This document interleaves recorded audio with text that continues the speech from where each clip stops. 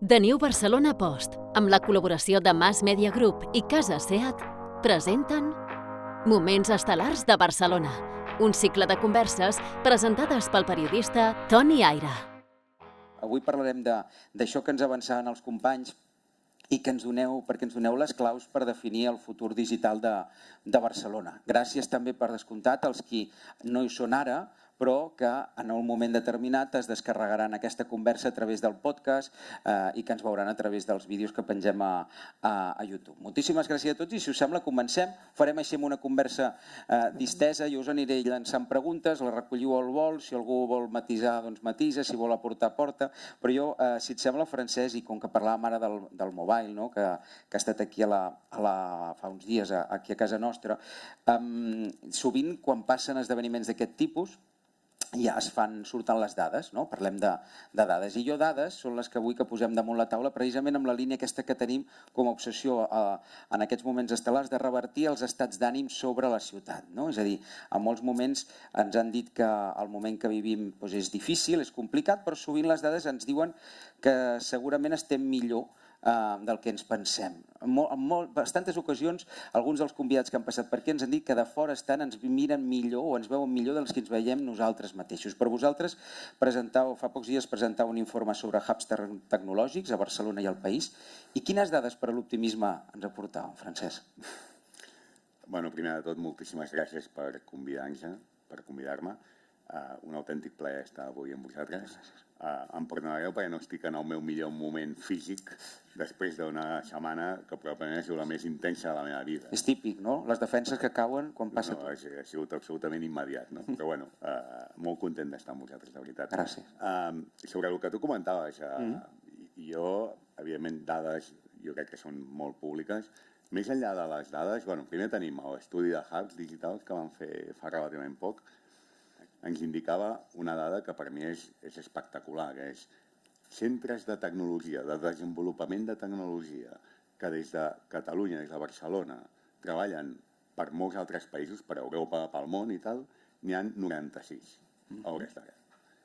No estem parlant de centres de coneixement, de preventes, no, estem parlant de gent que està desenvolupant tecnologia per un territori molt més ample que el nostre. Per tant, que han triat Barcelona com a ciutat des d'on desenvolupar normalment per tot el món.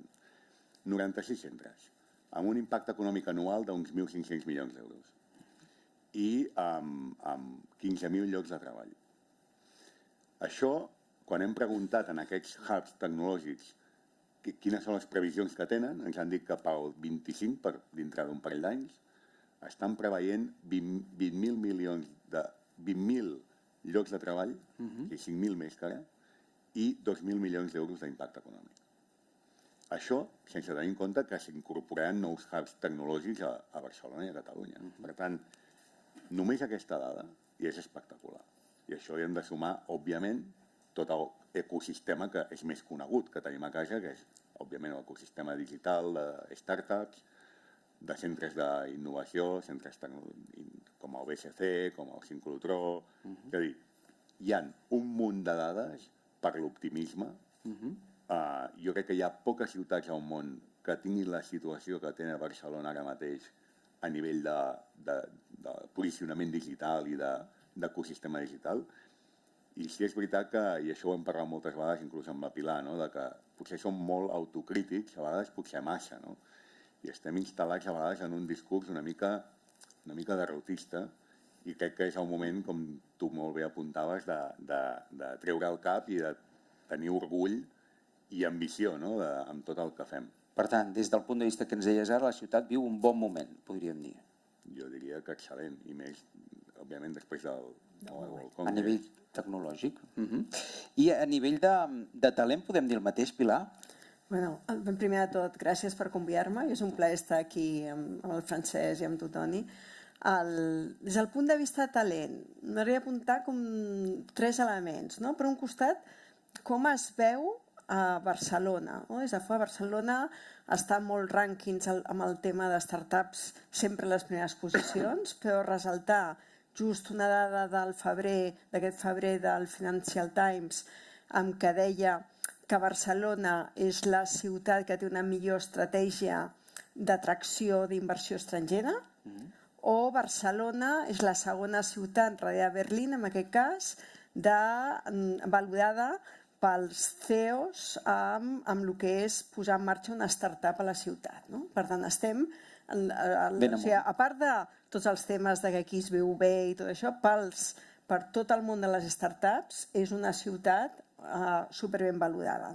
Dades també del sector vinculat al talent. El sector tecnològic representa ja més del 12% del PIB català. Hi ha al voltant dels 100.000 treballadors al voltant del sector tecnològic. Abans el Francesc apuntava els dels hubs tecnològics, però si agafem totes les empreses a dalt, 100.000, i que hi ha, i del talent, hi ha un 30% que ve de fora. Per tant, estem atraient a molta gent de fora que vingui a Barcelona. I un últim apunt, que jo penso que aquest en parlem poc i és un valor important de la ciutat.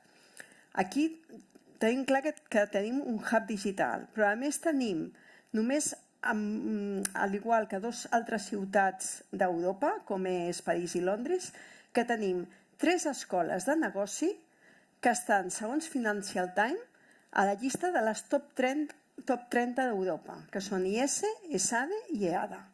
Per tant, si juntem la potència del hub digital més aquestes escoles de negoci que estan treballant en com integren tota la transformació digital amb la formació dels nous líders i estan començant a fer programes especialitzats per lo que és els líders de la nova economia digital, això ens dona una potència molt gran i també un orgull de ciutat, perquè, insisteixo, només això ens està passant a Londres i a París. Clar, que són dues capitals d'estats importants i a més tu deies ara la importància de preparar líders del futur i que sigui reconegut en aquesta línia a nivell internacional. Bé, jo ara li preguntaré a la Pilar d'aquí un moment què entenem també per transformació digital i aquí interpel·la, però abans, Francesc, amb les converses prèvies que havíem tingut tu i jo abans d'aquest moment, tu m'has arribat a dir una frase que em va agradar molt i la vaig apuntar, que és que som l'enveja del món. I ara ho posarem en context, amb l'àmbit que estem comentant, que estem parlant avui a propòsit de la tecnologia, del nostre ecosistema. Explica'ns una mica, potser en certa manera, perquè arribem a assumir la integritat d'això que dius, explica'ns, amb la línia del que deia aquell mític espot de cervesa, què tenim? Te'n recordes aquell anunci que s'ho dia? Què tenim? Tenim tal i qual i pasqual. Doncs tu digue'ns una mica què tenim en aquest sentit perquè siguem l'enveja del món. Al final, la marca Barcelona, no sé si ens en donem compte, però en el món hi ha molt poques marques tan potents com la marca Barcelona. Evidentment, en el sector turístic ja ho sabem tots, però quan tu viatges molt per qualsevol continent, hi ha molts de llocs que no saben posicionar Catalunya o Espanya. Barcelona, tothom en el món sap on està i té clar que és una ciutat moderna, molt oberta. I tothom o ha vingut o vol venir-hi. Mira, parlàvem amb gent, crec que fa poc, de turisme de l'Ajuntament de Barcelona, i em deien que és l'única ciutat al món que el 70% dels turistes que venen repeteixen. És a dir, normalment, si tu te'n vas a una ciutat, a Praga, per posar un exemple qualsevol, l'any següent tu no hi tornes. Vas a altres llocs, perquè hi ha molts llocs al món. Barcelona, el 70% de la gent que ha vingut aquí abans havia vingut. És molt elevat, això. Això és bestial. Doncs, jo crec que és una combinació bastant única de, com tots sabem, de qualitat de vida, d'un cost de la vida raonable, comparat amb el nostre entorn, de clima, gastronomia i tal, amb una mica el que apuntava la Pilar. Tenim moltes universitats, tenim 3 escoles de negoci pioneres, tenim tot l'ecosistema digital que s'ha creat molt des de la societat civil, inclús, i fomentat des de l'administració pública. O sigui, tenim una situació absolutament única. I em sap greu dir-ho, però tenim l'Smart City Expo World Congress, tenim el Mobile World Congress, que al final hem viscut l'última edició, però és l'esdeveniment que ens posiciona en el mapa i que hem d'aprofitar, encara més. Ja, tenim un sincrotró, també, que apuntaves abans. És a dir, tenim un punt d'atracció. Tenim centres d'investigació absolutament pioners al món i molt reconeguts. O sigui, hi ha molta... O sigui, quan tu mires, comentava abans la Pilar, el 30% del talent que ve a fer empreses tecnològiques a Catalunya és de fora. 30%. És bestial. És molt. A nivell de fundadors crec que és el 30%, a nivell d'empleats com el 20 i pico per cent. Això és moltíssim. No hi ha altres ciutats del món que tinguin aquest tipus de... I per tant, Pilar, algun d'aquests factors que preguntàvem ara han contribuït a això que en diem la transformació tecnològica? Explica'ns en què consisteix. Totalment.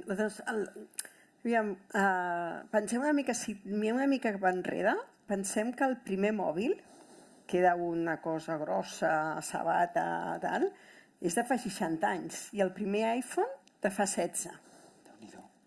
I ara no sabríem viure sense el mòbil, no? I això és un exemple, la transformació tecnològica que estem vivint, que ens ha canviat la forma en com planifiquem un viatge, com comprem, i ara també com teletreballem. O sigui, la pandèmia també ha implicat una acceleració d'àmbits com el teletreball, que si haguéssim dit anem a fer una prova pilot de si podem passar tots a fer teletreball, hagués estat impossible, tothom hagués dit que no, i això és una tendència que no té volta enrere, no? Llavors estem en una transformació que impacta a la indústria en temes de robòtica, que impacta al retail, i això ho hem vist amb tot el que és la compra, l'e-commerce i la compra a través d'internet, però també a la sanitat, a l'educació i a tots els àmbits, no? Per tant, podríem dir, tota empresa ha de veure com incorpora la transformació digital, perquè el món està canviant i això té a veure en com fabriques, com comercialitzes, com gestiones, no? També, i penso que avui hem de dir, si parlem de transformació digital, hem de fer referència al que està passant lamentablement a l'Hospital Clínic. Clar, perquè tu deies com et protegeixes també seria una necessitat. Exacte, no? El de dir, ha patit un ciberatac, que això ha implicat una aturada dels serveis d'urgències i de la resta de serveis, no? El fet de que la transformació digital és un eix clau per tota l'activitat també posa en perill el tindre un ciberatac, no? I per tant hi ha que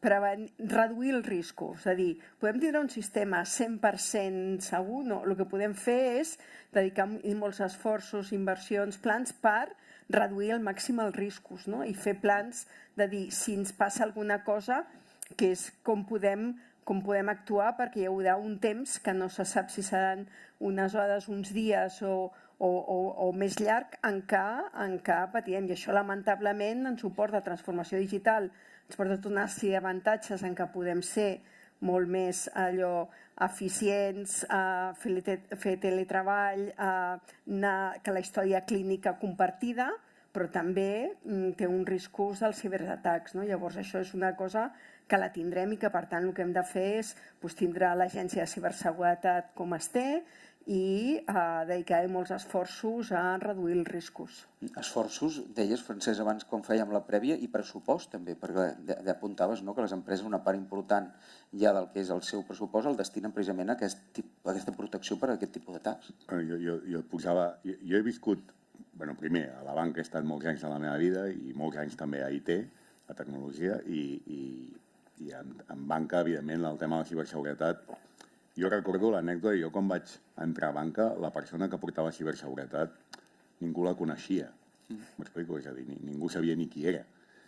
L'última vegada que vaig estar, quan vaig marxar al Sabadell, no me'n recordo, fa 3-4 anys, a la banca de Sabadell, la persona de ciberseguretat era la més escoltada de tot el banc. I el pressupost destinat a ciberseguretat era pràcticament a la meitat del pressupost de desenvolupament. La meitat, Però en el cas de la banca, evidentment, és molt evident la necessitat, no? Però és obvi que el tema de la ciberseguretat és el de sempre. Hem de tenir molt en compte en el moment en què totes les indústries transversalment es veuen afectades per la digitalització, hem de tenir mecanismes que ens protegeixin, plans de contingència. I això és una evidència des d'aquest punt de vista. Jo, en relació al que comentava la Pilar abans, jo recordo que ens hem de posar en context. Fa 15 anys, parlaves del mòbil, del primer mòbil i tal. Fa 15-20 anys jo recordo que em vaig incorporar, la primera feina, o sigui, jo vaig incorporar-me a Danone quan vaig acabar els meus estudis, diguem-ne, no? I després me'n vaig anar amb un projecte que es deia Olé. Olé. Ningú sap el que era Olé. O millor un dels, diguem-ne, els més grans com jo sabran. Olé era... Però ja riuen, Ja em sembla que sí que són. Ja riuen. Olé va ser l'origen d'internet a Espanya. O sigui, la primera startup, però que no tenia aquest nom perquè no teníem aquest nom. Però la primera startup que es va crear, jo crec important, a Barcelona, a Catalunya, una de les primeríssimes, va ser Olé. I en què consistia? I Olé va ser el fonament sobre el que es va construir Terra. Això ja Dintre del grup Telefònica es va comprar Olé, es va comprar moltes companyies a tot el món. Olé era un portal, era un buscador que es va crear a Barcelona. I jo me recordo quan em van proposar incorporar-me a això, que en aquell moment no sabia el que era, la meva mare em deia, què fas, que te'n vas a una petita empresa, estàs a Danone, i te'n vas a al món, el glamour de les startups no existia, diguem-ne, no? Ni el nom, ni el capital risc, ni tot el que donem per descomptat ara, i això no fa tants segles, estem parlant de fa 15-20 anys, no gaire més. Llavors, jo recordo perfectament que a mi em van donar el títol, em van dir, tu ets el director d'e-commerce mundial. Vaig dir, fantàstic. El vas estrenar, el títol aquest? Sí, quasi. però en aquell moment, a internet, a Espanya ningú venia res. Ni el Corte Inglés venia per internet. No hi havia la cultura de comprar online. No, és que ningú venia. O sigui, és que no hi havia... Llavors, vam muntar una botiga aquí al carrer Nicaragua, a Barcelona, i vaig fer un acord amb una empresa que era l'única que venia per internet, que era una empresa de Benasque, que venia material de muntanya, Barrabés. Barrabés. Però, insisteixo, això no és el Pleistocè. Van fer els primers acords, jo recordo els primers acords d'e-commerce en aquest país, que eren uns acords que deien que si tu compraves una motxilla però el satèl·lit queia i les comunicacions no sé què, i dic, escolta, si cau el satèl·lit, l'últim problema serà si la motxilla arriba o no arriba la motxilla. No sé si m'explico. És a dir, estàvem en un moment en què ens ho estàvem inventant absolutament tot. I això fa 15 anys, no més, 15-20 anys. Jo per afegir una dada de l'evolució accelerada que tenim. Per exemple, amb en ChatGPT, que segur que tots hem sentit a parlar de l'impacte que tindrà la intel·ligència artificial, en un dia, en 5 dies va tindre 1 milió d'usuaris. En 5 dies 1 milió. D'usuaris. I em penso que són 10 milions d'usuaris en 40 dies. Llavors, aquesta evolució, per tant, és significativa també de l'impacte que tindrà l'entrada de la intel·ligència artificial en el futur. No? Per tant, només això, unes dades com per dir que estem en una evolució constant i, a més, creixent i exponencial. No? I per tant, que tota aquesta, el que li diem la transformació digital, és un element que ni cap executiu ni cap directiu pot estar-ne al marge. I a més, una evolució que pel que dieu dels números pot arribar a tenir una velocitat o agafar una velocitat d'aquella que no ens imaginem, no? Perquè si en poc temps hi ha aquesta evolució, d'aquí uns quants anys, imaginem-nos, no? Jo ara li preguntaré a la Pilar que ens faci una petita valoració d'un element que ho ha esmentat els dos, inevitablement, i a més té tot el sentit del món, que és el Mobile World Congress. Li demanaré una miqueta qui creus que és el que ha portat el Mobile a Barcelona i Barcelona al Mobile. Però abans, per al·lusions i pel Mobile, a tu et toca primer que ens fessis un petit balanç, et voldria demanar, Francesc, del que ha estat aquesta última edició, perquè ja fa uns quants anys que sentim constantment això, un Mobile on els mòbils cada vegada segurament són menys protagonistes i són més protagonistes moltes altres coses, però que segueix posicionant la ciutat al món. I és veritat que en certa manera les comparatives són odioses, diuen, les comparacions són odioses, però segurament són inevitables i també són positives a l'hora d'estimular, a millorar. Jo no sé, en aquest Mobile i tants altres factors que té Barcelona els últims temps, com posiciona la nostra ciutat en el rànquing de ciutats a nivell tecnològic del món? Tu on la situaries si haguessis de fer un rànquing? Perquè abans la Pilar ens parlava de Londres, ens parlava de París, estem parlant d'unes ciutats de primeríssima divisió. I no sé en quin lloc del rànquing es posaries tu en el teu àmbit. Bueno, al final, i ho ha esmentat breument la Pilar, quan tu agafes qualsevol rànquing de on posaries una startup, on posaries un hub tecnològic, qualsevol d'aquests rànquings, Barcelona està en el top 5 europeu mínim. Depèn del rànquing que fes, està en el segon, el tercer, en el cinquè i tal. Però estem allà, Berlín, Amsterdam, tal. Després Barcelona té una altra avantatge competitiva que no hem comentat abans, però que és molt i molt important, i que la tenim avui en aquesta sala, que és la Fira de Barcelona.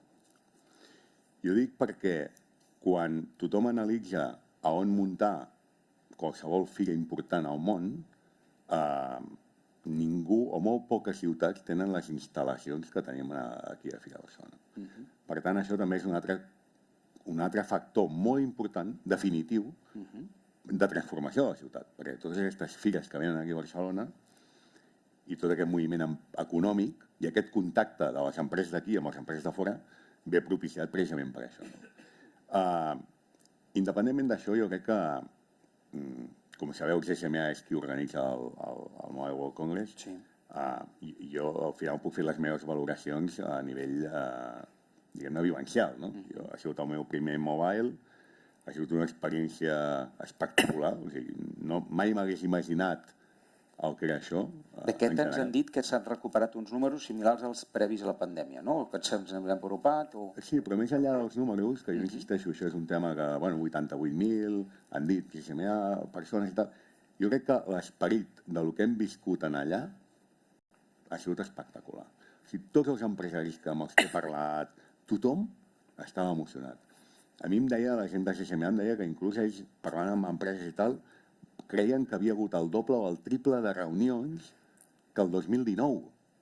Per tant, prèvia a la pandèmia. És a dir, que no és que haguem recuperat a nivell d'activitat, ja no el número d'assistents, a nivell d'activitat probablement estem molt per sobre del que havien deixat el Mobile World Congress l'any 2019. I això ens descriu un moment, com a mínim, en clau optimista, no? És a dir, allò que ens havien dit que aquest 2023 seria 1.000 coses, des d'un punt de vista negatiu de l'economia, etcètera, aquestes dades, com a mínim, no hi apuntarien. Jo crec que ni a l'ambient, diguem-ne, empresarial, ni a les dades, hi ha cap motiu per pensar això. Una altra cosa és que després ara vingui demà una crisi mundial de no sé què. Però a hores d'ara, jo crec que no poden haver-hi més notícies positives.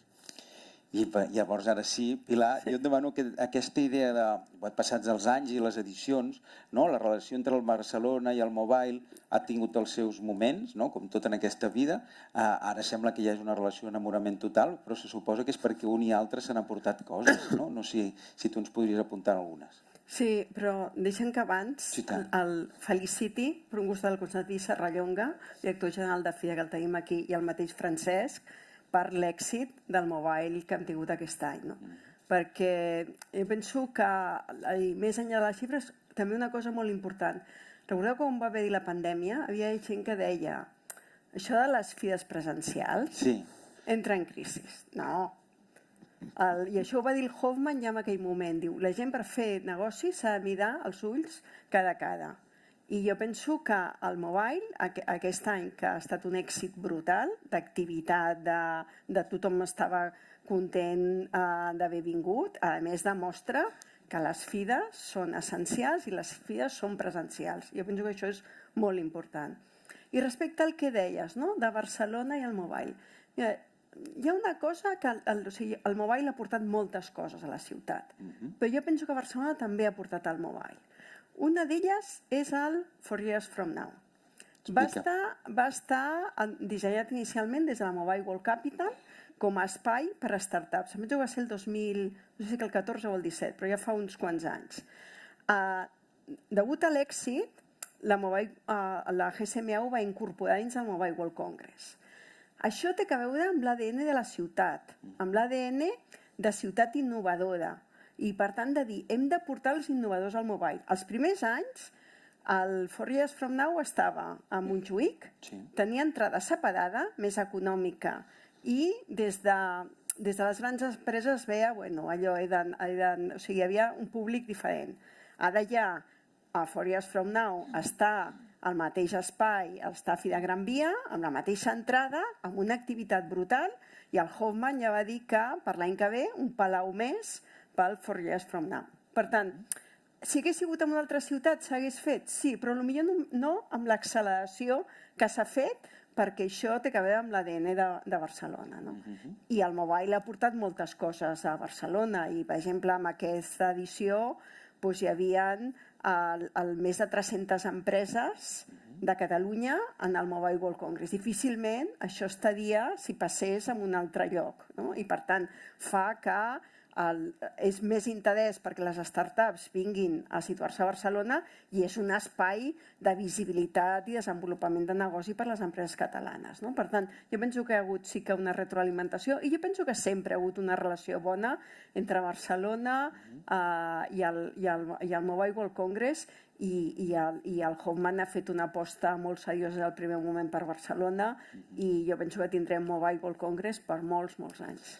Tant de bo, però a més ara parlàvem d'aportacions i parlem, per exemple, parlant de les del Mobile a Barcelona, Barcelona Mobile, parlem de les de la tecnologia a la gent, no? Si us sembla, perquè estem parlant de tecnologia, hem sentit a parlar també del 5G, no? De les aportacions, del que implica això a nivell de connectivitat, però tu, Francesc, defenses que s'ha de passar a un discurs de per què necessitem la tecnologia, no? I què aporta també en clau d'avantatge competitiu. Dóna'ns alguns exemples d'això. Jo crec que, i és una opinió molt personal, però jo crec que en general els tecnòlegs sempre tendim a parlar de tecnologia, no? I parlem menys de per què la volem o per què la necessitem. No? Aquesta visió més humanista o més de persones, no? De la tecnologia, jo crec que és una cosa que hem d'anar incorporant en el discurs. No? I això des de la Mobile World Capital ho tenim molt clar, és a dir, el concepte és tecnologia per a les persones, tecnologia per a la sostenibilitat del planeta, no tecnologia perquè sí. També estem veient que la tecnologia 5G és una tecnologia que tothom pensa, diu, bueno, jo per què vull 5G, no? Perquè veure els vídeos més ràpid no necessitem la tecnologia 5G.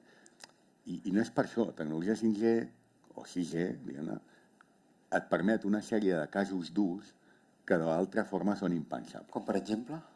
Ara vaig aquí. Però això ens ha passat sistemàticament. O sigui, el que passa és que no tenim gaire memòria, però quan va haver el 3G o el 4G va passar exactament el mateix debat, de dir, per què necessitem això? Per què necessitem més ample de banda? Perquè sí. I després han hagut casos d'ús, han hagut empreses que han arribat i han construït models de negoci que abans eren impensables.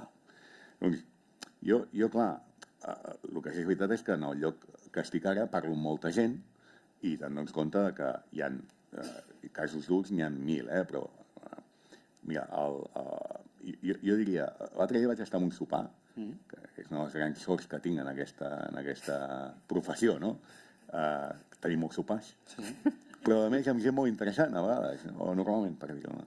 I vaig estar en un sopar que hi havia el que es va inventar el primer mòbil, Martin Cooper. El que ens parlaves abans, no? Fa 16 anys, sí. No, fa 60. 60. El primer mòbil És un senyor de 94 anys. I ell parlava de que la tecnologia, diguem-ne, tindrà un efecte molt impactant i molt exponencial en dos àmbits principalment. El de l'educació, i aquí parlava de la inclusió digital, o sigui, parlava d'escolta, igual que quan vam tenir el tema de l'electricitat, vam fer un esforç com a humanitat perquè ningú quedés exclòs d'això, ara passa el mateix amb la connectivitat. No podem permetre que hi hagi llocs del món o persones en el món que pel que sigui quedin exclòs d'aquesta història. Doncs aquí estem treballant en molts projectes, però bàsicament tenen a veure amb les escoles del món han d'estar connectades a internet.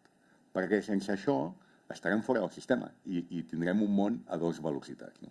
Gent fora del sistema i gent que està al sistema. Clar, perquè això que dius ara, nosaltres aquí ja ho veiem com ha fet, no? És a dir... Aquí estem lluitant per tenir 5G, diguem-ne, cobertura tal, que habilita uns casos d'ús, com deia abans, que sense 5G no tindríem, però hi ha molts llocs al món que no hi ha internet, i ja està. Doncs ell deia, escolta, no, aquí hem de fer un pacte entre tots perquè no hi hagi escletxes digitals, o intentem que hi hagi... I per tant, que la connectivitat sigui com l'electricitat de fa 150 anys o no sé quant. Això en l'àmbit de l'educació, que deies que era una gran export. I l'altre tema és el tema de la salut. I ell parlava que ell veia com dintre de poc temps tindríem la possibilitat o la capacitat de fer inclús anàlisis d'ADN o d'ARN cada 30 segons i, per tant, anticipar-nos a moltes malalties o identificar-les quan estan en una fase molt i molt incipient. I, per tant, que inclús a través de la tecnologia atacar aquella malaltia quan està molt incipient. I, per tant, ell preveia un futur amb molt poques malalties. No? Això ho deia algú que, insisteixo, 94 anys i va ser l'inventor del mòbil. No? Què permet 5G que no permet 4G o permet 3G? Doncs mira, a nivell industrial, per exemple, estava parlant l'altre dia amb les principals empreses d'energia d'aquest país. Per fer el manteniment de centrals eòliques o de centrals de plaques solars, diguem-ne, ells utilitzen helicòpters i fotos, com abans. Clar, si poguéssim tenir un exèrcit de drons que amb intel·ligència artificial identifiquessin els problemes que tenen les pales dels molins eòlics o les instal·lacions d'energia solar, el cost es divideix per 10. Aquí parles en condicional, si tinguéssim, vol dir que encara no ha arribat, però que pot arribar. Però clar, o el vehicle autònom, completament autònom, només passarà quan tinguem cobertura 5G a tot el territori 100%. Perquè si no, imagina't. Hi haurà trams en què no serà autònom. Serà un drama. I això és molt perillós, sí. Com tots sabem. No? Fins i tot parlaves també en algun moment de l'experiència sensorial de viatjar per una ciutat, no? I de tenir diferents interaccions amb l'entorn a partir també de la tecnologia. Això té a veure amb la realitat augmentada, no? És a dir, és millorar l'experiència sensorial gràcies a la tecnologia. És a dir, que tu puguis passejar per una ciutat i puguis veure els ràtings de restaurants, o sigui, que tinguis una capa d'informacional addicional a l'experiència sensorial habitual. No? Nosaltres, des de la capital, precisament en aquest congrés, hem intentat portar això, no? I això aquí ens ha ajudat molt a Pilar, com amb tantes altres coses. Sí, de fet, jo ara, Pilar, quan parlàvem d'això, per exemple, l'experiència sensorial de viatjar per una ciutat, interactuar amb la... A mi em venia al cap una pel·lícula fa molts anys, que es deia Minority Report, de l'any 2002, han passat 20 anys, 21 anys, i ja passava una mica això, no? Que el Tom Cruise passava per davant d'un aparador i li llegia la retina i, en certa manera, en funció d'això, li oferia una sèrie de productes. Ho hem vist després amb els anys al Facebook, ho hem vist al Google, ho hem vist a tants altres llocs, no? Però tu vas ser de les primeres persones que va parlar aquí a casa nostra, al nostre entorn, del concepte de Smart City. Si pots, explica'ns una mica com la definiries a dia d'avui també i sobretot com afecta això a un model de ciutat i a la vida de la gent, no? Concretament, això de les Smart Cities, que fa uns anys, amb aquelles idees que tenim a vegades aquí una mica d'aquella manera, sentíem que algun parlava i fèiem una mica de conya, no? Dels anglicismes, no? L'Smart City, però això al final ja hi és i té un sentit, no? No, totalment, i ha tingut una evolució molt important, no? Smart Cities, el concepte van començar més com a l'ús de la tecnologia, els serveis per fer funcionar la ciutat, però ha tingut una evolució molt important en dir, bueno, Smart City, o sigui, primer la tecnologia, i això ho apuntava el Francesc, és una eina per transformar, per accelerar, i no és un fi, no? I per tant, el que hem de veure és com millorem la qualitat de vida de les persones, i per tant, avui Smart City és una visió holística de la ciutat, amb tots els serveis que funcionen a la ciutat i, per tant, a nivell de mobilitat, espai públic, generació d'energia, gestió de l'aigua, inclusió digital, i per tant és una visió holística, no? I a més aquí a Barcelona també és un altre element d'orgull de que des del 2011 FIDA Barcelona ha posat en marxa l'Smart City Expo World Congress, en la que tinc el plaer de col·laborar des de llavors, i que hem aconseguit que sigui un event de referència mundial, que això costa molt, que tindre un event que sigui allò que tothom del món sàpiga que ha de vindre aquí per veure el que està passant, i llavors cada novembre celebra Barcelona, no és tan gran com el Mobile, però va de camí, amb com uns 25.000 assistents, amb més de 700 ciutats al món, i ens abordem allò tant els reptes com ja ens volem enfocar també molt a realment els projectes d'èxit, les implantacions, no? I s'aborden tant temes de com la mobilitat ha canviat dràsticament cap a una mobilitat sostenible amb usos elèctrics, com allò, els serveis de mobilitat que tenim, que dir, per anar d'un lloc a l'altre, tots utilitzem allò, o a través de l'app o de Transports de Barcelona, o del Google Map, o de tal, i tenim la mobilitat que se'n diu intermodal, o la mobility as a service, no? Que és allò de dir com vas d'un punt a l'altre i quina és la millor manera d'anar-hi, no? Però també en temes de com es pot generar energia renovable a les ciutats, perquè les ciutats tenim uns reptes d'afrontar l'emergència climàtica i d'afrontar el repte de la ciutat del segle XXI, que les ciutats, a més, cada vegada tenen un rol més rellevant, perquè a les ciutats és on es concentra la població a tot arreu. Llavors, és a les ciutats on tindrem els grans, on realment podrem fer un canvi dràstic de com consumim l'energia, com reduïm temes de pol·lució. Hem de reduir els cotxes a la ciutat, hem de tindre més espais verds, que això també es va posar en evidència amb tot el que era el tema de la pandèmia, però també com utilitzem la fabricació 3D per poder ser més autònoms i en definitiva, com podem tindre tots una millor qualitat de vida, fer una aposta per la ciutat pròxima a la ciutat de barri. I amb això Barcelona torna a ser una referència, perquè Barcelona històricament ha tingut un desenvolupament de desenvolupar no només els centres, sinó els diferents barris de la ciutat. I avui, cada vegada que celebrem l'Smart City Expo World Congress, i aquí també tenim el Michael, tenim milers de ciutats que volen conèixer què està fent Barcelona, i per tant és un altre element d'orgull de ciutat i de desenvolupament i que també té una implicació amb el desenvolupament econòmic de la ciutat. I com a pionera d'aquest tipus de ciutat smart, m'havies apuntat en algun moment Seül, no? A mi em va cridar l'atenció. Bueno, de fet, és que quan vam comentar, perquè jo estava a l'Ajuntament de Barcelona i recordo que vam començar a parlar de Smart Cities, i les 3 ciutats que en aquell moment vam començar a parlar de Smart Cities vam ser Barcelona, Seül i San Francisco. Fa quants anys això, perdó? Això devia ser el 2007 o 2008. Veient com la Smart City, com dir, els ajuntaments havien treballat molt amb la tecnologia internament, però de dir, hem de veure com afecta la tecnologia al conjunt de la ciutat. Per tant, hem de tindre una visió més enllà del que fa el propi Ajuntament, i perquè aquí, a més, amb l'Smart City la col·laboració públic-privada és molt important. I ara que mencionava Seül, també puc dir amb orgull que des de la nostra empresa, des d'Anteverti, avui en dia també com a referents de temes de Smart City, de fet en aquests moments estem assessorant a ciutats com Seül, Marrakech, o estem fent un pla Argentina. I per tant, com també Barcelona es posiciona en assessorar ciutats de tot el món.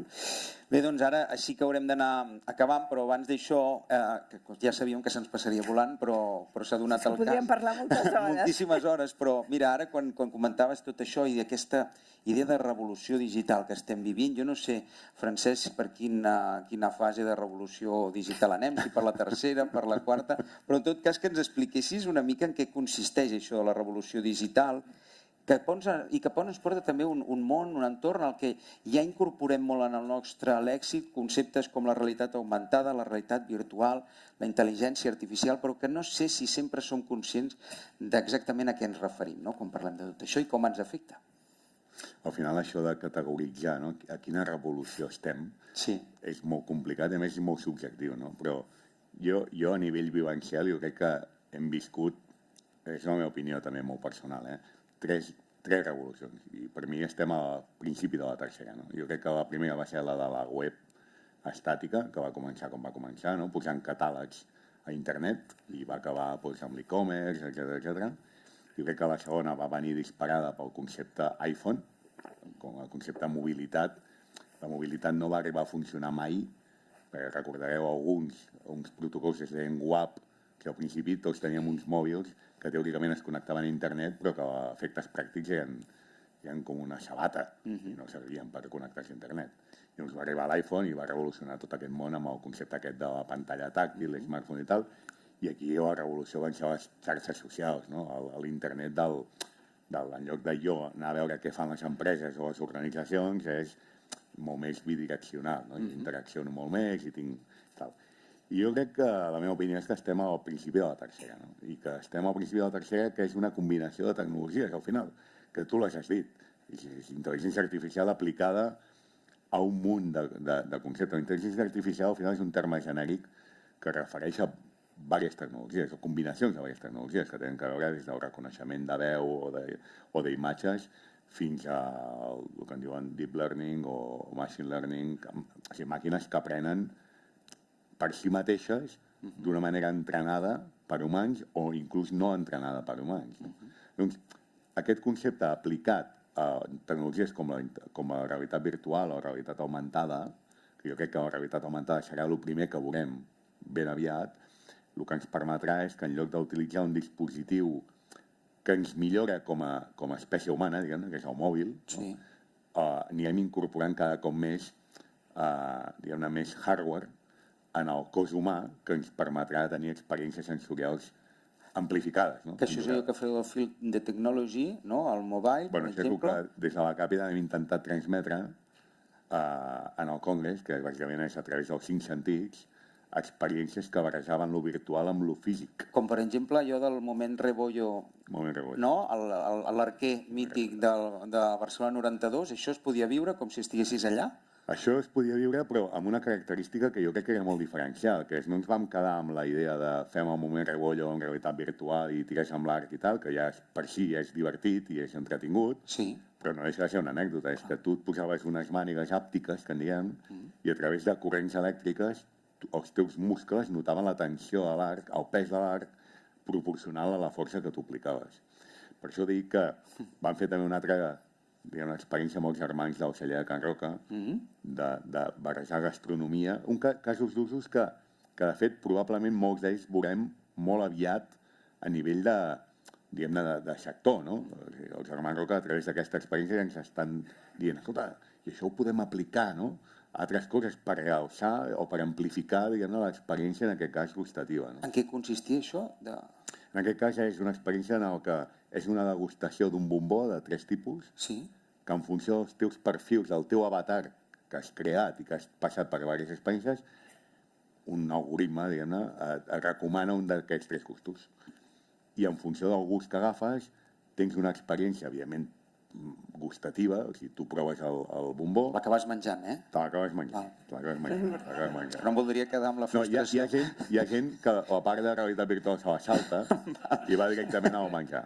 Hem tingut, allà a la capital d'aquest congrés hem tingut molta demanda d'això també, Però el seu i el que realment cridava l'atenció és viure tota l'experiència, que era una experiència de realitat virtual en funció del gust que tu estaves provant en aquell moment. Era com una cata amplificada, no? Aquí a la Francesc m'ha descobert la meva part allò llaminera. La part també que m'agrada molt és la dels concerts, la música, una cosa que va molt lligada a la nostra ciutat. Tu també parlaves, em comentaves una experiència a propòsit del Cruïlla, el Festival Cruïlla, que tenia també, o podia tenir una extensió molt més enllà del món de la música. No sé si ens pots fer una apunt d'això, Pilar. Sí, i de fet va haver una experiència que també celebro que es va fer entre l'Ajuntament de Barcelona, la Mobile i actors dels festivals de música, d'un espai per una mica del after hours, d'allò a l'acabar, anar allà. Llavors, el Festival Cruïlla el que va muntar és una sala en què, amb realitat immersiva, vivies un concert, però no només podríem dir com si estiguessis de públic, sinó com si estiguessis a dalt de l'escenari. I per tant senties allà els músics allà al teu costat, i a més amb un tema també d'olors i de visió i de so i d'olors, tenies la sensació que estaves allà al mig del concert, no? Llavors això, jo penso que i parlant amb el Jordi, amb el director del Festival Cruïlla, de dir, no només de dir per gaudir, podríem dir cadascú a casa seva, sinó pensem en aplicacions, per exemple, als hospitals, amb joves, amb adolescents que estan en convalescència, que tenen que estar un període llarg a l'hospital. Amb nens tenim eines per jugar, però els joves, els adolescents, costa molt animar-los. Que puguin viure experiència d'estar en concerts, són elements que els poden ajudar a recuperar-se molt millor. No? Llavors, el tema del món de la salut estarà molt interconnectat amb elements d'aquests, com amb elements també de com utilitzar la tecnologia per operar a distància i altres aplicacions. No? Llavors hem de pensar, sempre és allò dels casos en què realment facilitem la feina als metges, però també fem que la gent es pugui recuperar millor gràcies a aquest tipus d'experiències. Amb una aplicació pràctica. Bé, doncs ara sí que hem de tancar i jo no puc evitar de fer-ho demanant-vos ni que sigui un titular. Hem parlat molt en positiu, jo crec que hem aportat moltes dades, molts casos a propòsit del que està sent o el que poden ser les claus de futur digital des de Barcelona, i jo només demanaria un apunt en clau de deures per fer. Si hem parlat moltes coses positives de la ciutat, però segur que hi ha marges de millora o punts de millora. Si poguéssiu dir-ne un així, amb titular reptes, deures que hauríem d'intentar abordar en aquest ambient els propers anys, quin triaríeu? Jo crec que tenim dos gaps o dos deures pendents com a ciutat.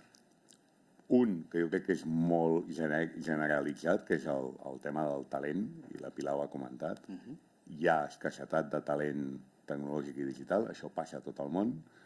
Nosaltres tenim un avantatge, és que tenim una capacitat d'atracció, diguem-ne, molt superior a la resta, però això ens soluciona el problema en el curt plaç, diguem-ne, no? Però hem de crear les bases per tenir talent i generar talent més a mig i llarg plaç a través de les escoles de negocis, com bé apuntava la Pilar, que són líders al món, però també a través de les universitats, a través de centres de formació, etc. Jo crec que és molt important el concepte aquest de hem d'intentar tenir una cantera de vocacions tecnològiques que després tinguin sortida al mercat a través del món universitari o de la formació. No? I l'altre per mi és més, diguem-ne, és un gap més específic de Barcelona i jo diria Europa en general, que és el gap de la transferència tecnològica, per mi, que és el deure aquest de, i això ho deia a vegades el president de l'Associació de Venture Capital d'Europa, sempre deia, diu, els altres a Europa són molt bons generant coneixement, però són no tan bons innovant, que és portant aquest coneixement al mercat. No? Jo crec que si pogués demanar alguna cosa, seria que tot aquest coneixement que tenim als centres d'investigació a les universitats tingués una canalització més senzilla al mercat. I que arribés millor a la gent. I Pilar, tu què ens posaries de deures? Bueno, el talent, claríssimament, perquè és un dels temes, totes les empreses tenen problemes per trobar talent i, a més, i si no genera també un moviment de gent d'una empresa a l'altra, amb la qual és un problema, però i dins del problema gran de talent, jo també voldria fer èmfasis amb el tema de la bretxa de gènere. O sigui, només el tenim i comparat amb altres països, no sé, però és per sota el 30% de dones en el sector tecnològic. Per tant, hem d'incrementar molt més les dones en el sector tecnològic, hem d'aconseguir trencar aquest mite que hi ha que els enginyers són nois que viuen en un sòtan o aïllats i aquí torno a dir que hem d'incorporar a les sèries de televisió dones que estan en una empresa tecnològica i que estan desenvolupant per millorar serveis a les persones, als hospitals o a tal, i que les noies ho vegin com una opció a la seva carrera professional. O sigui, hem de començar des de ben petites i, per tant, hem de treballar amb la bretxa de gènere. I per afegir-ne una altra, i això tant amb els reports que ha fet Barcelona Global com també la Mobile World Capital, hem de millorar amb el que és la creació de startups, temes de burocràcia, temes també de resoldre el fet de quan ve gent de fora aquí tot el procediment perquè en comencin a fer tots els seus negocis. Per tant, aquí també tenim un deute. No? I per últim, amb el tema, lligant amb el que també comentava el Francesc, de que deia la transferència tecnològica, és la generació de patents i l'autonomia tecnològica. I en aquest sentit, una de cal i una d'arena, que es diu, no? Ressaltar que el BCC, que és una gran institució, té l'encàrrec de la Comissió Europea de dissenyar el xip europeu, que és fonamental per la posició d'Europa i per tant aquí tenim un bon element, però hem de això reforçar-ho, generar molta més patent, molta més patents per tindre una posició més rellevant dins d'Europa i dins del món. Molt bé, doncs Pilar Conesa, Francesc Fajula, moltíssimes gràcies. Jo us demano un aplaudiment per les explicacions que ens han donat tota aquesta estona.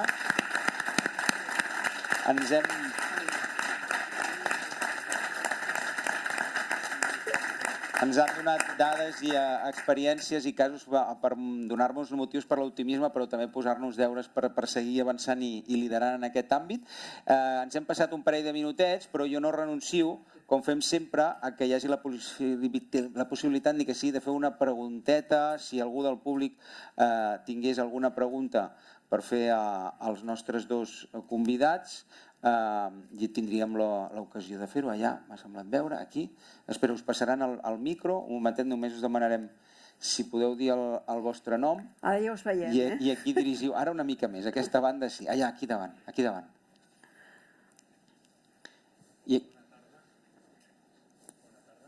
Bona tarda. Ara, un moment.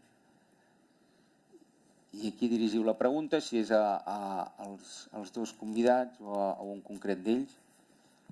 Ara, sí. Hola, bona tarda. Bona tarda. Fernando Serrate. Escolta'm, jo volia felicitar a la Pilar Conesa, al Francesc Fajula i al Toni Aira per aquest diàleg tan estimulant i realment molt atractiu per mi. I hi ha un tema que quan es parla de digitalització hi ha un tema ètic, no? La part ètica, la part, diguem, dels esbiaixos dels algoritmes, etc., que ens afecta a tots.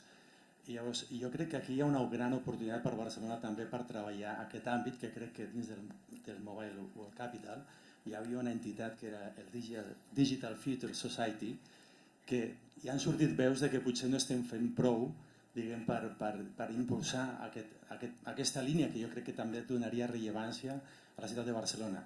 És una mica la qüestió aniria adreçada amb el Francesc Fajula, a veure com ho veu ell. Fantàstic, tancarem amb aquest apunt, si us sembla, si la Pilar també vol aportar. Moltíssimes gràcies, perquè la veritat és que és un tema que havíem tocat poc. Sabíem que la conversa donaria per més. No ens l'acabaríem. No ens l'acabaríem, però és una pregunta absolutament adient. És un tema que amb la Pilar, a més, hem comentat molt, i de fet hem col·laborat molt amb la Pilar i amb tot el seu equip en aquest tema. Per nosaltres, com deies, hi ha una oportunitat per Barcelona de posicionar-se com a hub o com a centre, epicentre del moviment aquest d'humanisme digital, per dir-ho d'alguna manera, de l'ètica aplicada al món de la tecnologia. Per nosaltres, el DFS, que en diem el Digital Future Society, no és només un tema d'ètica en els algoritmes, és molt més que això. I hem comentat abans el tema de les escletxes digitals. Per nosaltres és fonamental el concepte d'inclusió digital. No podem deixar a ningú fora d'aquestes oportunitats. Qui no tingui connectivitat no tindrà oportunitats. Per tant, el DFS per nosaltres és estratègic. Ho veiem com apuntaves, creiem que per Barcelona hi ha una oportunitat. Aquest debat ètic de l'ús de la tecnologia no tindrà lloc a Amèrica, no tindrà lloc a Àsia, tindrà lloc a Europa, està tinguent lloc a Europa, i des de Barcelona ho estem començant a liderar. De fet, aquests dies en el Mobile World Congress hem tingut un esdeveniment que es deia DFS Summit en el keynote stage del Congress, precisament, i van portar, jo diria, persones espectaculars. Espectaculars, la Carissa Vélez, el Ponacha, no me'n recordo mai com es diu el Ponacha, de cognom, és de la Fundació Chopra. Gent espectacular, parlant exactament d'això, de com l'ús de la tecnologia pot ajudar a col·lectius amb risc d'exclusió social, com no podem deixar ningú darrere de tota aquesta revolució, i també el concepte aquest d'ètica en l'ús d'algoritmes que estiguin menys esbiaixats o no esbiaixats segons els valors d'Europa, perquè els valors és una que depèn molt de la geografia o depèn molt de l'entorn social. Els valors per nosaltres no són els mateixos que els valors per un asiàtic o tal, en el qual sempre és un tema complicat. Ens hem de posar tots d'acord en tenir una en generar una carta de drets digitals que ens permeti, diguem-ne, complir els drets humans en l'ús de la tecnologia. I creiem que ara és el moment, amb l'ús de la intel·ligència artificial, de forma massiva, tots els entorns immersius que ens portaran a problemes agreujats d'addiccions, de tal, però que també ens donaran oportunitats en el món de, per exemple, el tractament d'enfermetats mentals. No? Per exemple, el Ponatge, ho recomano molt, està tot a internet, podeu veure el Digital Future Society Summit, i el Ponatge parla d'això, parla de com la realitat immersiva, la realitat virtual, ajuda al tractament d'enfermetats mentals. Sí, 100% d'acord, i és una que tenim molt clar des de la Capital que hem de reforçar i estem reforçant. Us agraïm moltíssim, Pilar, Francesc, les vostres explicacions, a tots vosaltres per ser-hi. Moltes gràcies a tots.